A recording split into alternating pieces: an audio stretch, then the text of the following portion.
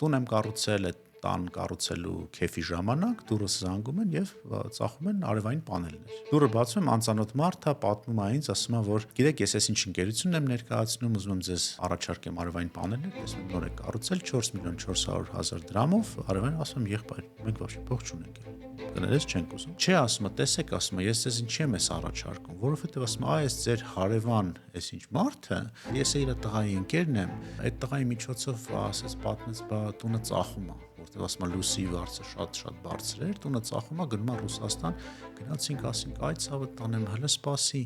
մի վաճառի այդ տունը, մենք այս արևային պանելները կդնենք, հա, ու ասում է դրեցինք, հիմա ասում է 40,000 է, հələ ինքն է չի տալիս է վարկի մարմանն է տալիս, ինչ եմ ուզում ասեմ, այդ արևային պանելները իսկականից աշխատում է։ Նայում եմ վրան ու հասկանում եմ, որ ինքը հերոսի ճանապարհության ֆորմատով